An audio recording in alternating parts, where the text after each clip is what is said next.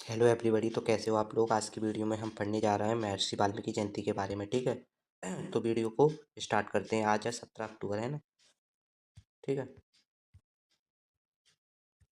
तो देखें इतिहास, महत्व और वह सब जो आपको जानना चाहिए। ठीक है। तो वाल्मीकि जयंती 2024 महर्षि वाल्मीकि जयंती। जो वाल्मीकि जयंती है वो महर्षि वाल्मीकि की जयंती है ना।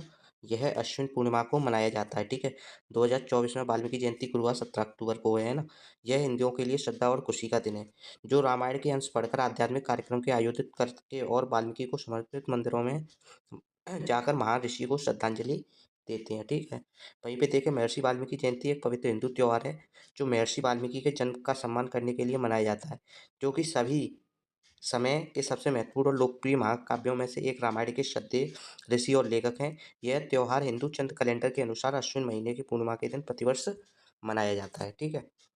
यहीं पे देखें हम महर्षि वाल्मीकि जयंती की तिथि 2024। तो महर्षि ये 17 अक्टूबर को गुरुवार को है ना। वाल्मीकि जयंती क्या है तो देखें तो वाल्मीकि जयंती जिसे प्रगट दिवस है ना, वाल्मीकि जयंती को प्रगट दिवस से भी जानते हैं। प्रगट का अर्थ होता है जन्म के रूप में भी जाना जाता है। महान ऋषि और सामाजिक न्याय और मूल्यों की उनकी शिक्षा को श्रद्धांजलि देने के लिए मनाई जाती है ना। महर्षि वाल्मीकि की जो उनकी शिक्षाएं हैं उनको श्रद्धांजलि देने के लिए मनाई जाती है। वाल्मीकि के जन्म की सही तारीख और समय ज्ञात नहीं है, लेकिन ऐसा माना जाता है कि वे लगभग 500 ईसा पूर्व रहते थे। ठीक है। यहीं पे हम वाल्मीकि के अन्य नाम देखें तो वाल्मीकि के कई नाम हैं, जिनमें वाल्मीकि, रत्नाकर, लाल बेग और बालाशाह शामिल है। उन्हें कुछ सम्मान भी दिए गए हैं, जैसे आदि कवि, प्रथम कवि और महर्षि। ठीक है। यहीं पे इतिहास और महत्व देखें हम। ठीक है। इतिहास और महत्व। ठीक है। तो माना जाता है कि महर्षि वाल्मीकि लगभग 500 ईसा पूर्व में रहते थे। वे अपने शुरुआती वर्षों में रत्नाकर नाम के डाकू थे। ठीक ठीक है। अभी हमने पढ़ा था उन्हें किस नाम से जाना जाता था, रत्नाकर भी उनका नाम था। ठीक है। नाम के एक डाकू थे जो लोगों को लूटते और मारते थे। लेकिन एक दिन उनकी मुलाकात नारद मुनि से हुई है ना, जिन्होंने उन्हें भगवान राम का एक उत्साही भक्त बना दिया। वर्षों तक ध्यान करने के बाद है ना, एक दिव्य आवाज में उनकी तपस्या को सफल घोषित किया और उन्हें वाल्मीकि नाम दिया। ठीक है। बाद में उन्हें संस्कृत साहित्य के पहले कवि होने के कारण आदि कवि के रूप में सम्मानित किया गया।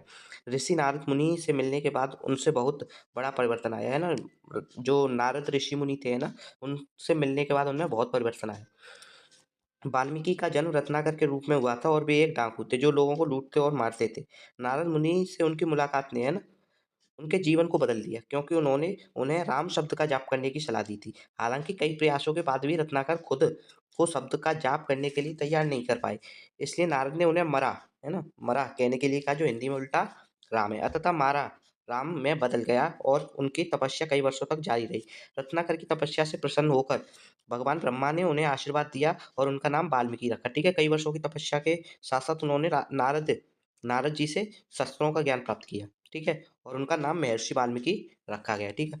उनके जीवन कहानी लाखों लोगों को प्रेरित करती है। यह दर्शाती है कि कोई भी व्यक्ति अपना रास्ता बदल सकता है और समाज में सकारात्मक योगदान दे सकता है, चाहे उसका अतीत कुछ भी हो। जैसे ही उनका नया जीवन शुरू हुआ, वाल्मीकि अपनी साथी और मृत्यु पर एक मादा पक्षी के दुख से द्रवित होकर, है ना, अपना पहला श्लोक बोले और इस तरह उनकी लेखन यात्रा शुरू हुई। हालांकि भगवान ब्रह्मा द्वारा रामायण लिखने का कार्य सौंपे जाने के बाद ही उनके जीवन का जो वास्तविक उद्देश्य था वो शुरू हुआ था। ठीक है। रामायण के अनुसार भगवान राम वनवास के दौरान वाल्मीकि से मिले थे, है ना।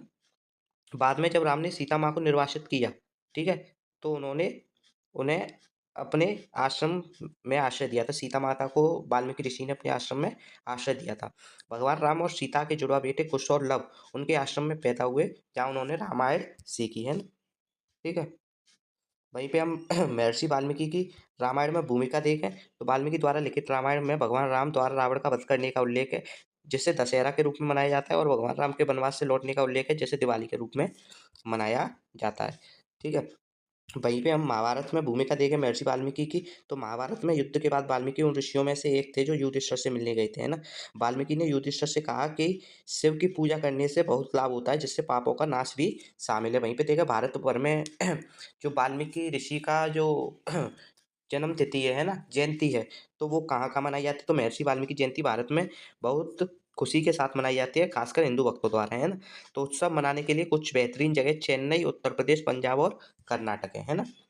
यहीं पे देखा भारत में 2024 में, ठीक है, भारत में 2024 में महर्षि वाल्मीकि जयंती मनाने के लिए सर्वश्रेष्ठ स्थान तो चेन्नई, उत्तर प्रदेश, पंजाब और कर्नाटक। तो चेन्नई में जो थिरुवन्मियूर मंदिर को वाल्मीकि को समर्पित 1300 साल पुराना मंदिर माना जाता है। लोग वाल्मीकि जयंती के दिन भक्ति गीत गाते हैं और नृत्य करते हैं ना। उत्तर प्रदेश के गोरखपुर में वाल्मीकि जयंती बड़े पैमाने पर मनाई जाती है। सभी मंदिरों को 24 घंटे रामायण पाठ के बाद जो रामायण पाठ के साथ है ना पारंपरिक तरीके से सजा जाता है। वहीं पंजाब में देखें तो भगवान वाल्मीकि तीर्थ स्थल पर उत्सव हर्षोल्लास के साथ मनाया जाता है ना, क्योंकि यह महर्षि वाल्मीकि का निवास स्थान है। प्रबंधन द्वारा नगर कीर्तन और लंगर जैसे कई कार्यक्रम आयोजित किए जाते हैं। कर्नाटक देखें तो कर्नाटक के मैसूर में वाल्मीकि जयंती समारोह एक भव्य और रंगीन जुलूस के साथ मनाया जाता है। है ना, लोग मंदिरों को फूलों से सजाते हैं और रामायण कथा के लिए अनुष्ठान करते हैं। तो यही है जहाँ जहाँ ऐसा मनाया और भी जगह जाता है, लेकिन ये मुख्य है ना सर्वश्रेष्ठ स्थान है। ठीक है, वहीं पे इस वीडियो को इसी के साथ एंड करते हैं। Thank you everybody. और जिन्होंने चैनल सब्सक्राइब नहीं किया है वो चैनल सब्सक्राइब कर लें और कमेंट सेक्शन में बताएं कि आप वो किसके ऊपर कोई भी कंटेंट वीडियो किस टॉपिक के बारे में चाहते हैं ना। तब तक के लिए ओके बाय, जय हिंद जय भारत।